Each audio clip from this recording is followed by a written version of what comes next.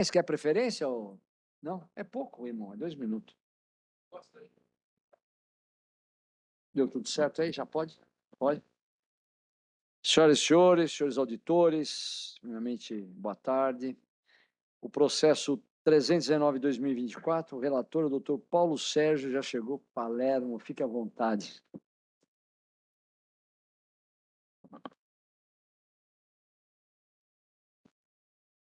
Boa tarde a todos, boa tarde, presidente.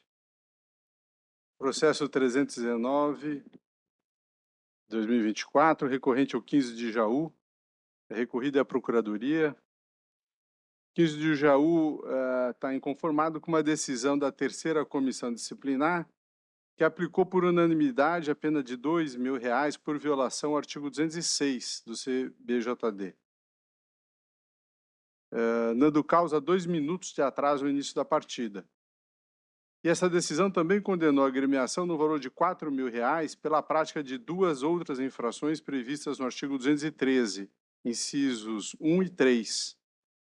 Foram soltas ao todo 3 bombas no períodos distintos da partida, na arquibancada, e foi lançada uma garrafa aos atletas que se aqueciam próximo à arquibancada. Contra a decisão interpôs recurso voluntário. Em suas razões, alega que a causa do atraso da partida foi uma bomba soltada pela equipe visitante, no caso Rio Branco, que não pode ser responsabilizada por tal conduta e que a arbitragem, inclusive, solicitou efetivo policial ao local dos fatos, conforme consta na súmula. Alega também que se trata da primeira ocorrência e que sempre respeitou o regulamento da competição. Requer a diminuição da pena por ser exagerada e desproporcional e que não dispõe de recursos, a não ser a bilheteria dos jogos como mandante. Com relação à condenação do artigo 213, inciso 1 e 3, alega que os torcedores da equipe visitante soltaram as bombas, as quais não foram localizadas pela revista. Da mesma forma, a garrafa foi trazida pelos torcedores visitantes, já que no estádio não é vendida nenhuma bebida engarrafada, apenas embalagens plásticas. Requer também a reforma da decisão com a diminuição das penas em razão de sua precária situação econômica. A Procuradoria, em contrarrazões, observa que não há dúvida sobre a causa do atraso na partida e que a dosimetria da pena foi imposta com base legal, considerando-se a reincidência da equipe. Que a explosão da bomba é também de responsabilidade da equipe mandante, a quem cabe assegurar a segurança da partida e que a revista não foi eficiente para evitar o incidente. Com relação ao 213, prescreve que a responsabilidade do clube é objetiva pelos atos de seus torcedores, por desordens, arremesso de objetos e invasões, e utilização de laser e sinalizadores. E que o parágrafo 2º do artigo 213 dispõe da responsabilização concomitante das agremiações mandante e visitante. Sendo os atos de gravidade envolvendo a integridade física dos torcedores e atletas, requer a manutenção da condenação e o improvimento do recurso. É o relatório.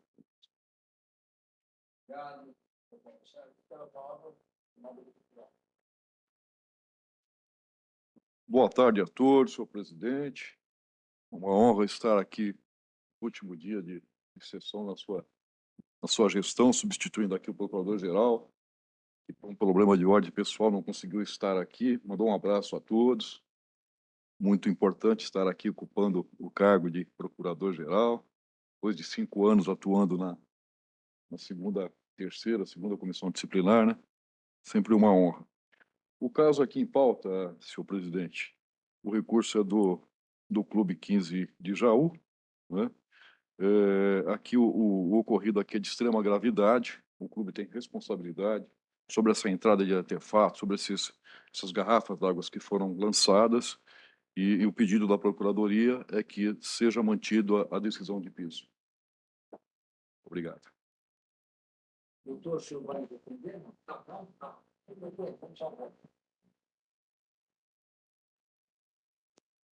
Doutor, então não tem, então, doutor, vamos ao voto, então. A súmula descreve que no início da partida, 2 minutos de atraso, fato que não é negado pelo recorrente. O fato da torcida da equipe adversária ter soltado uma bomba na arquibancada segundos antes do início da partida não é justificativa para que a equipe não estivesse em campo no horário designado. A obrigação da equipe mandante é tomar todas as providências necessárias para que o jogo cumpra o horário determinado. Assim, a equipe deveria estar em campo antes da contagem regressiva dos segundos que antecedem o início da partida. O atraso é fato que compromete toda a organização dos jogos, irrita e incita o público presente que espera o cumprimento das regras, desprestigia os esforços realizados para prevalecer o equilíbrio da competição, na medida que desrespeita também a equipe adversária que cumpriu suas obrigações tempestivamente. Entendo por essas razões que a condenação deve ser mantida. Com relação à desometria da pena, não comprovou a recorrente sua incapacidade financeira para o cumprimento, nem demonstrou a sua desproporcionalidade ou seu exagero.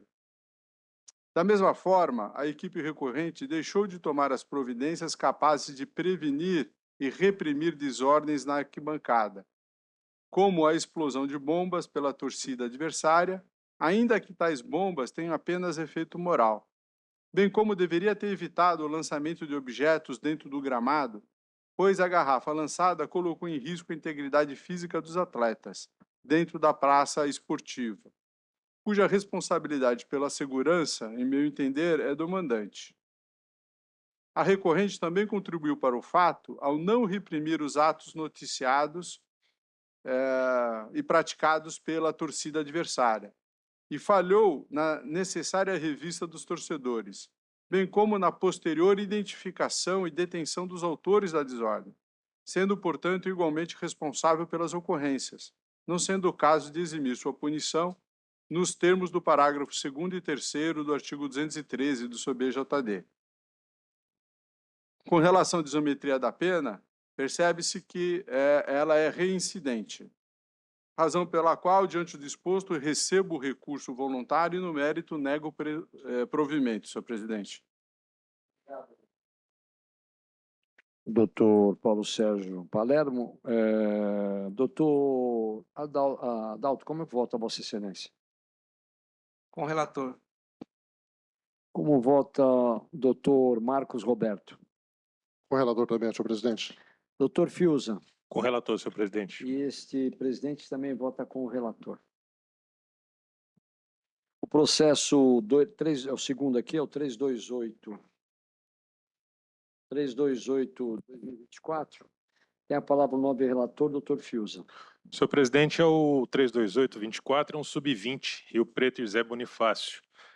É um recurso voluntário da Procuradoria visando a reforma da decisão de piso que condenou por maioria o senhor Cláudio Buozzi Neto, massagista do Rio Preto, e foi desclassificada a sua conduta para o 258 e foi suspenso em 2 partidas pela 3ª Comissão Disciplinar. Nesta comissão, por maioria, desclassificou o tipo do 243F para o 258, parágrafo 2º, 2, todos do CBJD. Dessa decisão, senhor presidente, houve voto divergente da doutora Alessandra Ambrogio, que entendeu pela condenação deste senhor, que é o massagista do Rio Preto, nos termos da denúncia da Procuradoria, condenando o mesmo à suspensão de 4 partidas. O autor teria dito aos árbitros, conforme a súmula da partida, aspas, não dá a mão para estes vagabundos, vieram aqui só para roubar a gente, fecha aspas. Não houve contrarrazões de defesa. A Procuradoria-Geral se manifestou de acordo com as alegações do recurso e ao relatório, senhor presidente. Palavra doutor Joel Nosso. O recurso aqui é da própria Procuradoria, né? Porque no julgamento de piso foi desclassificado por 258, né? Teria uma pena mais branda, né? Aqui não é papel do massagista ficar se intrometendo nas partidas e muito menos chamando os outros de vagabundo. Entendo. De ladrão. Então, o parecer da Procuradoria é no sentido de que seja reformada a decisão e mantido o artigo 243F. Obrigado. Procurador. Doutor Fiuza tem a palavra. Ao voto. Senhor presidente, os argumentos do recorrente devem prosperar. As ofensas impetradas contra a equipe de arbitragem não apenas ofenderam a honra dos mesmos, como ainda colocar em dúvida a lisura da competição. A partida foi jogada por profissionais e amadores de forma mista. O comportamento da equipe técnica deve, portanto, se adequar ao contexto de profissionalismo em que o futebol está inserido e que não permite atuação desrespeitosa e não profissional. Assumo a causa de presunção de veracidade e não houve defesa para alegar o contrário.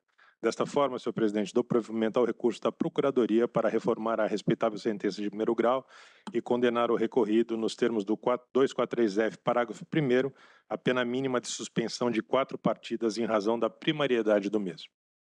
Muito obrigado, doutor, nobre relator. Como vota o doutor Paulo Sérgio? Com o relator, presidente. Como vota o doutor Adalto? Relator, senhor presidente. Como vota o doutor Marcos? Com o relator também, senhor presidente. E este presidente vota com o relator. Agora nós temos aqui 2 processos que são as mesmas coisas, hein? Sim. É o processo 428 e o processo 428 também. É isso aí. É isso aí, 418 e 428. Doutor Adalto tem a palavra.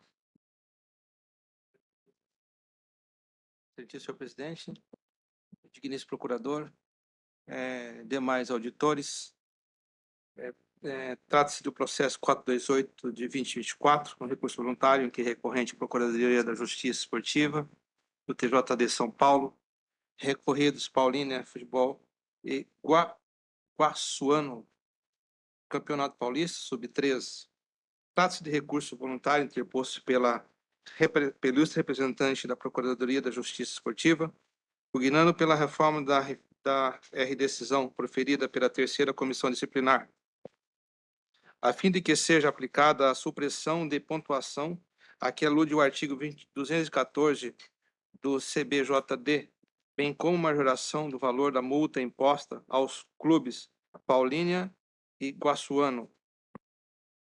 A digna Procuradoria entende que, a despeito do costumeiro acerto, a terceira comissão disciplinar absteve-se de subtrair os pontos pertinentes às agremiações, em que pese a condenação como incursas no artigo 214 do CBJD. Defende ainda que a pena de R$ 250 não é compatível com a gravidade das condutas das agremiações, de maneira que se mostra imperiosa a reforma da decisão e a exasperação das penas impostas. Em série de contrarrazões, o Clube Paulínia Futebol argumenta que os atletas da agremiação não se encontravam em situação irregular, pois a sua interpretação, o artigo 16 do regimento específico do futebol, permitiria registros adicionais para disputa até o dia 20 de setembro de 2024. Sustenta, portanto, que o referido dispositivo asseguraria à agremiação o direito de apresentar quantos atletas entender por necessário, posto que não há qualquer limitação ou definição do que se considera registros adicionais.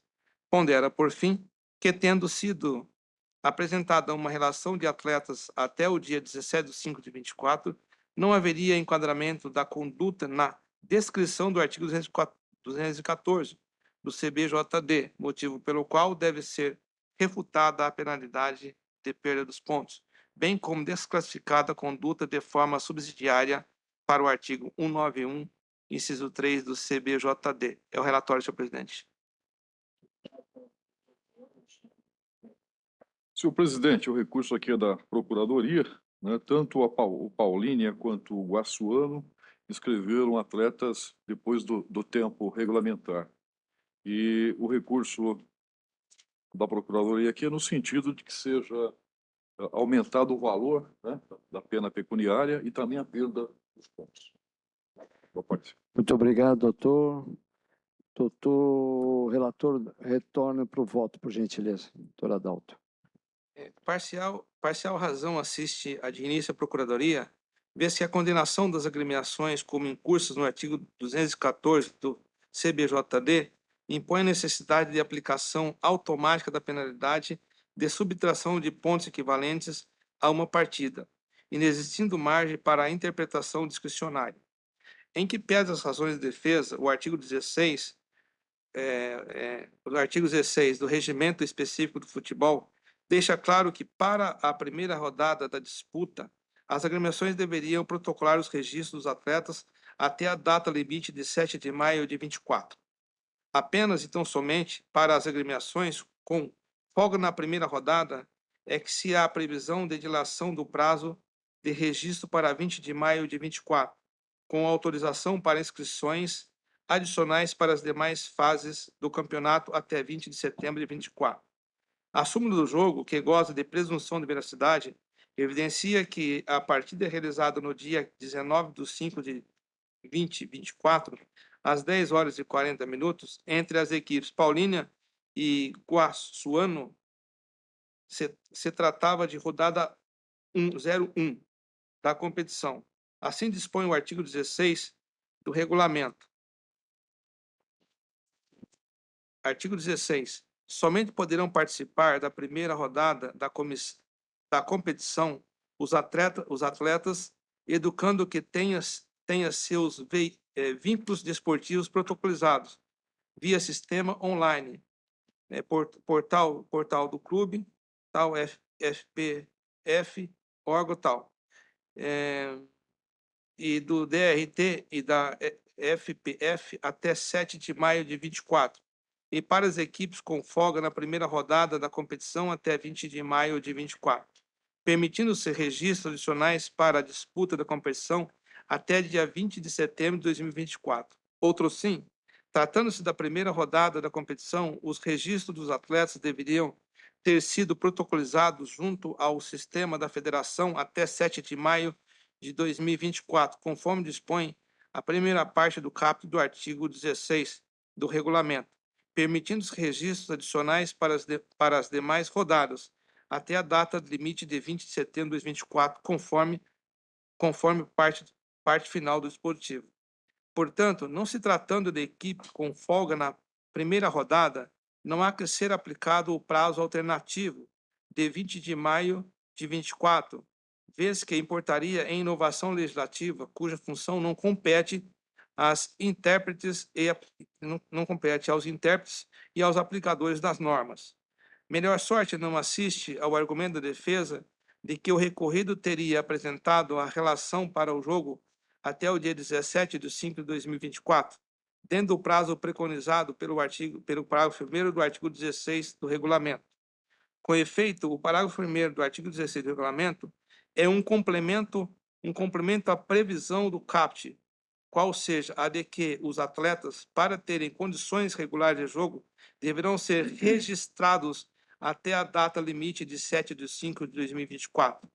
Para a primeira rodada, artigo 16 CAPT, e dentre a relação de jogadores registrados dentro do prazo, o clube deve inscrever os atletas que disputarão a primeira rodada em relação a ser apresentada até 17 de 5 de 2024, artigo 16, parágrafo 1º.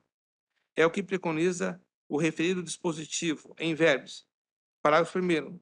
Para que os atletas educandos tenham condições de jogo, os clubes deverão inscrever para a disputa da competição dentre aqueles previamente registrados, sendo que, para a primeira rodada, uma primeira relação deverá ser obrigatoriamente apresentada até o dia 17 de maio de 2024, e para as equipes com folga na primeira rodada da competição até 24 de maio de 2024, mediante preenchimento através do sistema online.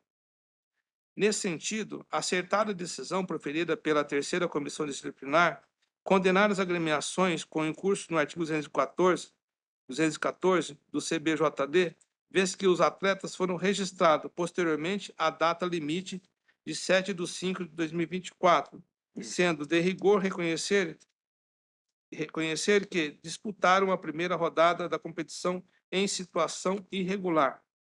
Todavia, conforme bem sustentado nas razões recursais, a despeito do costumeiro acerto, a colhida terceira comissão disciplinar deixou de aplicar as penalidades cumulativas de perda de número de pontos equivalentes a uma vitória. Pois bem, assim dispõe o artigo 214 do CBJD. Artigo 214. incluir na equipe ou fazer constar da súmula ou documento equivalente atleta em situação irregular para participar da partida, prova ou equivalente, perda do número máximo de pontos atribuídos a uma vitória no regulamento da competição, independente do resultado da partida, prova ou equivalente, e multa de 100 a 100 mil reais. Desta forma, ao se utilizar da conjunção e o preceito subsecundário da infração traz uma acumulação de sanções, perda de pontos e multa, e não uma alternatividade, perda de pontos ou multa. Salvo melhor juízo, não há margem de discricionariedade para a opção entre uma penalidade e outra. Se as agremiações violaram o preceito primário, devem ser responsabilizadas nos exatos termos do preceito secundário, isto é, sofrem a subtração de pontos cumulados com a aplicação de multa. Nesse sentido, razão assiste a digníssima Procuradoria, devendo ser parcialmente reformada a decisão proferida pela terceira comissão disciplinar, aplicando-se às agremiações Paulínia Futebol e Guaçuano a perda de pontos do número máximo de pontos atribuídos a uma vitória na competição, em cumulação à pena de multa já aplicada. Quanto à multa aplicada, não se vislumbra necessidade de majoração, já que na fase de dosimetria houve aplicação da benesse contida no artigo 182 do CBJD, face à capacidade econômica financeira das agremiações, impondo a redução da multa de R$ 500 para R$ 250. Ademais, apesar da redução, o valor ainda se enquadra dentro dos parâmetros fixados no artigo 214 do CBJD, cujo valor mínimo é de R$ 100. Portanto, diante da capacidade econômica e financeira das agremiações e das categorias da comissão sub-14, correta a aplicação da redução da pena pecuniária nos moldes do artigo 182 do CBJD. É razoável o valor de R$ 250, cumprindo-se as finalidades restritivas, preventivas e educativas da pena. Diante do exposto, recebo o presente recurso e, no mérito, dou-lhe parcial provimento com a finalidade de reformar a decisão aplicada pela colenda terceira comissão disciplinar do Tribunal de Justiça Esportiva de São Paulo, tão somente com a finalidade de aplicar a pena de perda dos pontos máximos atribuídos a uma partida das agremiações Paulista, Futebol e Guaçuano, em cumulação com a pena pecuniária nos moldes do artigo 214 CBJD. Esse é o meu voto, senhor presidente. Obrigado, doutor. Retorno aí. Como vota Vossa Excelência, doutor Palermo? Esse já vale para o 418 e Os dois, né? 428. É a mesma coisa. Pode ser Então, os dois. multa de 250 e perda de 3 pontos. Tá certo? Foi um Os dois. voto longo. Eu voto com o relator, presidente. Como vota o doutor Fiuza? O relator, senhor presidente. Vota o doutor Marcos Roberto. Também acompanho o relator, senhor E presidente. eu também voto com o relator. E vamos para o último processo, que é o 429. Com a palavra, doutor Fiuza, por gentileza. Senhor presidente, é um sub-23, Fernandópolis e Tupã. É um recurso voluntário interposto pela equipe de Fernandópolis.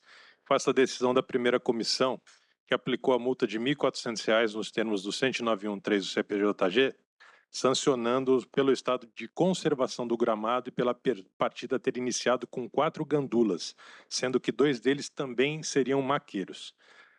O mesmo clube, senhor presidente, foi também condenado nos termos do mesmo artigo por vazamento de água no vestiário da equipe visitante e, por fim, pela ausência de credenciamento prévio dos gandulas e do profissional de enfermagem, sendo apenada nova sanção com multa de R$ 1.400, entendemos nós que são R$ 700 por infração.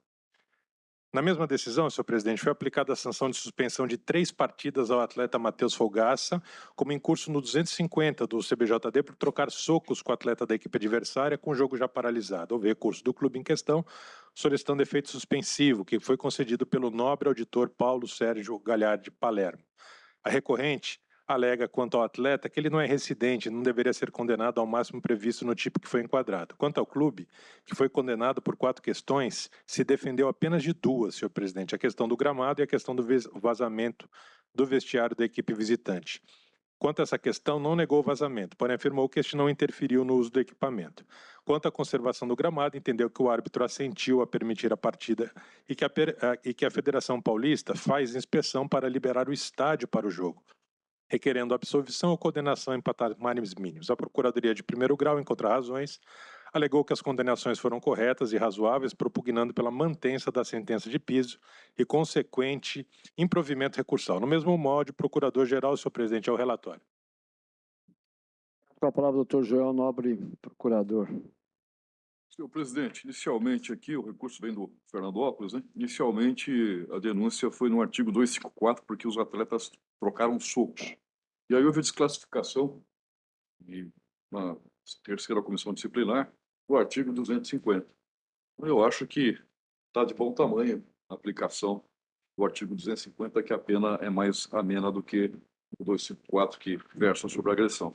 Em relação ao gramado, é obrigação do clube mandante manter o gramado em condições adequadas, né, para não provocar, inclusive, acidente aos atletas. Então, o pedido da Procuradoria no sentido de que seja mantido a decisão de piso. É o parecer. Muito obrigado. Doutor Rafael tem a palavra.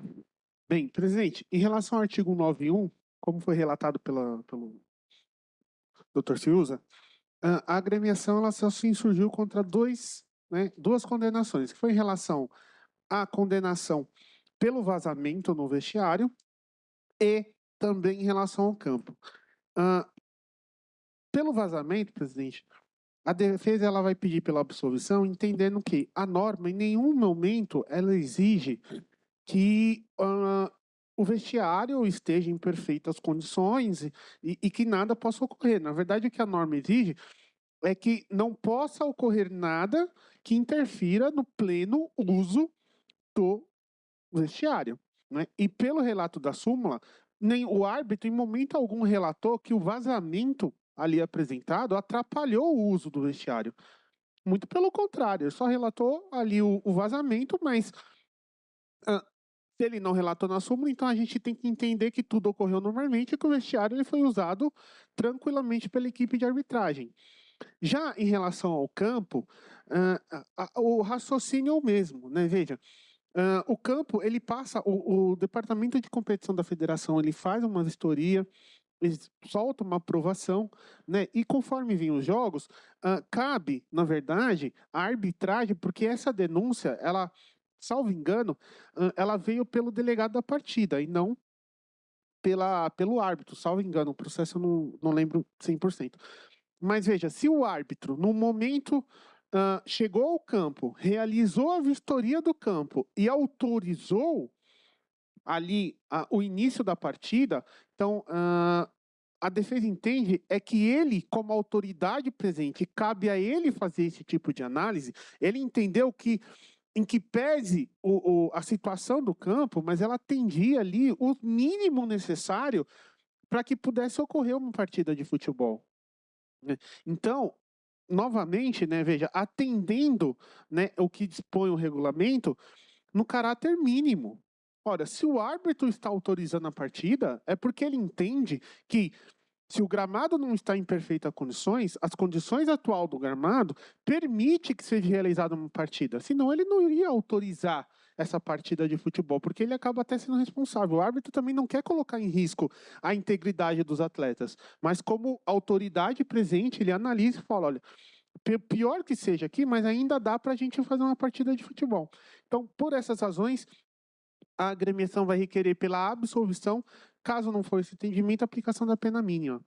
Já em relação ao atleta denunciado, foi juntado nos autos um vídeo, né, e que foi passado até em sede de comissão, e nesse vídeo deixa claro que o recorrente ele não participou de nenhuma agressão. Ele sequer aparece no vídeo onde ocorreu toda a confusão. Tanto é que, chamando a atenção, veja, a Procuradoria denunciou pelo artigo 254A, o artigo de agressão. E ele foi condenado no 250. Ora, se o árbitro relatou que ele trocou socos com o outro atleta e a comissão analisou o vídeo e não confirmou o soco, algo está de errado. Nas razões recursais, eu me manifestei nesse sentido. Falei, olha, pelo vídeo que foi juntado, ele não é possível identificar ele não aparece no vídeo. Não, primeiro que não teve nenhuma agressão conforme foi colocado em súmula. E segundo que o recorrente não aparece no vídeo. Por essas razões, a defesa vai requerer pela absolvição, né?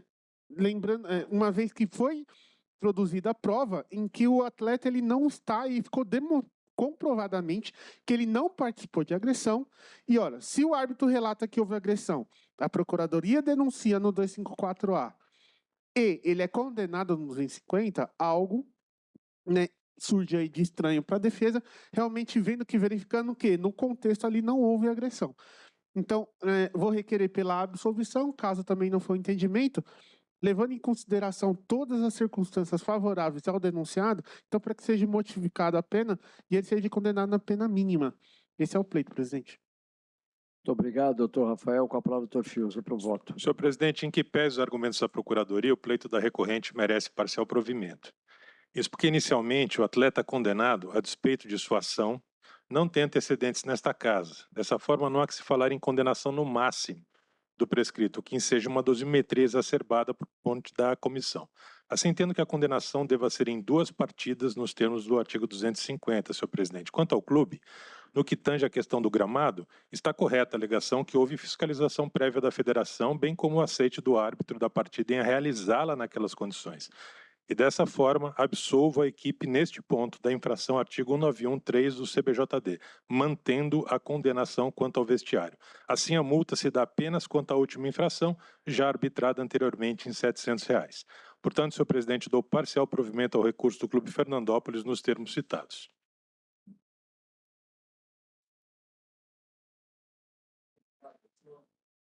Como vota Vossa Excelência, doutor Paulo Sérgio? Eu voto com o relator, presidente. Doutor Adalto. Acompanho o relator, senhor presidente. Doutor Marcos Roberto. Também acompanho, senhor presidente. Eu acompanho o relator rápido e sensato. Parabéns. Também voto com a Vossa Excelência. E foi o último, né? Acabou Senhor presidente, pela ordem. pela ordem. Senhor presidente, essa é a nossa última sessão do nosso mandato. Então, gostaria de pedir licença para o senhor e agradecer ao Sindicato dos Atletas que me indicou para esse mandato, agradecer à Secretaria-Geral dessa casa que nos atendeu de forma brilhante, sobretudo na pessoa da doutora Paula e do doutor João, que estão aqui conosco, agradecer aos nossos pares, senhor presidente, os nossos auditores que aqui labutaram conosco nesses 4 anos, agradecer ao senhor Procurador-Geral na figura do doutor Joel e, sobretudo, senhor presidente, agradecer a Vossa Excelência, que nos conduziu em tempos sombrios, em tempos de pandemia, e o senhor soube nos conduzir de forma serena e competente. Então, eu agradeço Vossa Excelência por essa condução de nós durante esses 4 anos, senhor presidente. É como eu me manifesto. Obrigado, doutor. Alguém quer mais usar a palavra? Aí depois eu vou fazer no final. Quem quer fazer? Pois não, doutor Paulo Sérgio. Também gostaria de agradecer à secretaria, aos nobres auditores, a essa presidência, à Federação Paulista pela oportunidade e, sobretudo, também à Ordem dos Advogados, né, que me fez a indicação. E desejo aí pleno sucesso aos novos auditores, né, que eles possam gozar aí de toda a autonomia e as diligências que nós tivemos a oportunidade também de aproveitar. Cumprimento também a Procuradoria, parabenizo por toda a dedicação durante esse período, né? E passo a palavra aí ao presidente.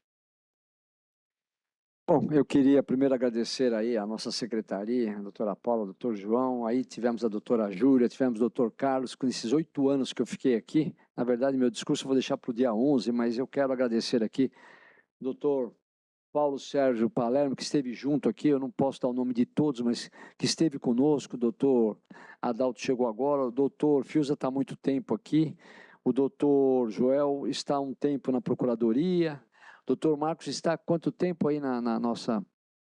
6 anos, senhor presidente. 6 anos nas nossas comissões, e agradecer também os nossos advogados, sempre presente, doutor Rafael, e é com muita alegria que eu deixo hoje o último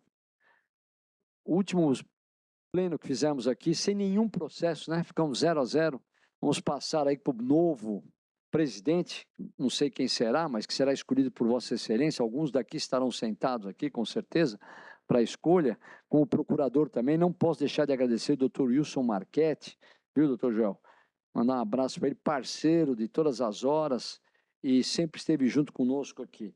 E fico muito feliz, porque eu vou deixar um tribunal melhor do que eu peguei, e com certeza, vocês podem ter certeza que a quem sentar essa cadeira aqui dará prosseguimento ao futebol, que o importante é o futebol.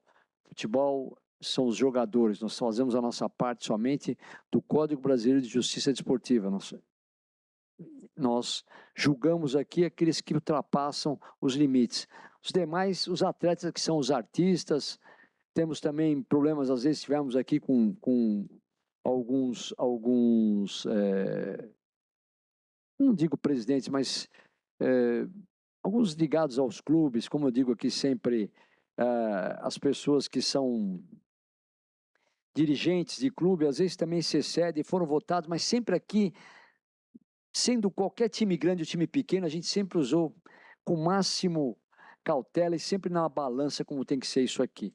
Então eu parabenizo e agradeço todos os auditores que estivemos aqui, os auditores das comissões, são pessoas preparadíssimas, vêm aqui, ninguém ganha nada, todo mundo vem porque gosta, são escolhidos aqui os que estão no pleno, pela OAB, pela Federação Paulista de Futebol, pelo Sindicato dos Atletas, pelo Sindicato dos Juízes, mas a verdade é uma só. Isso aqui é uma família e sempre, acima de tudo, é o futebol. Então, quem estão aqui são pessoas que amam o futebol e querem cada vez o futebol melhor. E esse tribunal é exemplo no Brasil, é exemplo em qualquer federação do futebol. Nós somos exemplos. Muita coisa que saiu daqui se copiou.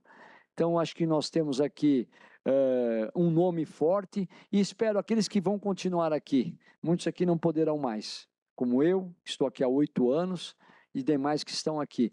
Mas que a pessoa que assume isso aqui goste, respeite e sempre acima de tudo, o futebol em primeiro lugar, mas sem exageros de fanatismo, que aí não vai funcionar aqui. Tá bom? Muito obrigado, feliz por ter ficado esses 8 anos, feliz por não ter tido nenhum problema com nenhuma das comissões, com nenhum dos procuradores e com nenhum dos auditores do pleno. Sempre pessoas preparadas, escolhidas e sempre deram seu trabalho pelo futebol de graça, estar aqui porque gostam do que fazem. Muito obrigado. Está encerrada a sessão. Pois não, vamos tirar.